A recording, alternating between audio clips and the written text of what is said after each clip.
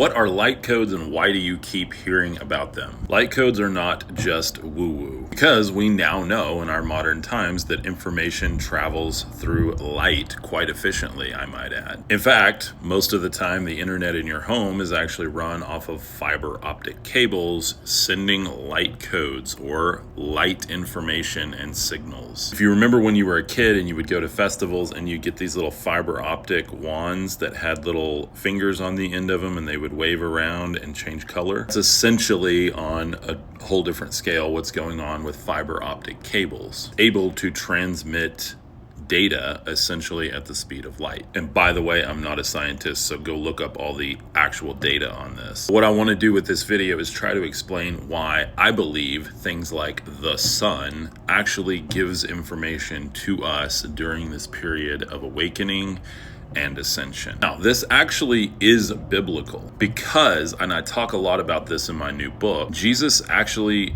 referred to the zodiac ages, because you see Jesus multiplied the two fish, or Pisces, and he told you when you see the man pouring the pitcher of water to go into his house, that is a zodiac house, because in the time of Jesus of Nazareth, women were traditionally the ones that carried pitchers of water. You see this in things like The Chosen, because the women were going to get the water and they had to travel quite a ways away and carry jars of water back. I'm not saying that The Chosen talks about zodiac signs, but I'm saying that it's definitely in the biblical doctrine. It's just veiled. If you understand the secret esoteric language, it's right there in plain sight. But unfortunately, we've all been trained away from that to worship the man rather than understanding the myth internally as the solar system or the universe within. So what does this have to do with the sun?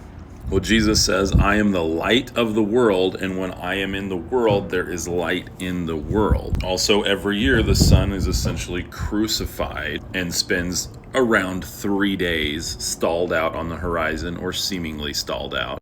Again, if you actually look at the scientific math of all that, it actually doesn't stop. It just continues on the arc. But to the naked eye and to ancient peoples, it appeared that the Son of God was crucified and spent 3 days in the underworld. And I also put accurate data on this in my book, because there's a lot of fallacy going around about that as well. When I say accurate data, again, I think it's important to say that no, the sun doesn't actually die on anything like the Southern Cross. That's not where the sun is setting. But it is important to understand the concept of how ancient peoples would have gotten this myth. And again, when I say myth, I'm not saying Jesus never existed. I'm just saying as above, so below. Saying that his life was a reflection of a cosmic truth. And that cosmic truth is a reflection of the truth within you. So the next time you go out in the sun, remember, you're not just spending time in the sun. You might actually be receiving transmissions from the Son of God himself. But that's just my opinion. What do you think? Leave it in the comments below. Get you a copy of Mysteries of Ancient Wisdom right now before the holiday rush. If you want to get this to your house before the holiday season, you definitely need to get it on order. I've got some great deals going on right now, including free shipping. Scan the QR code or visit mysteriesofancientwisdom.com. This book has essentially a different concept on every single page. It goes through myths and magic, miracles, the quantum realm. Yes, the ancient wisdom about the sun, the moon, the stars, and you. You don't want to miss out, especially if you are in that phase of really questioning everything and trying to solidify before we move into this next season who you are, what you believe, and how to understand every single belief system as one.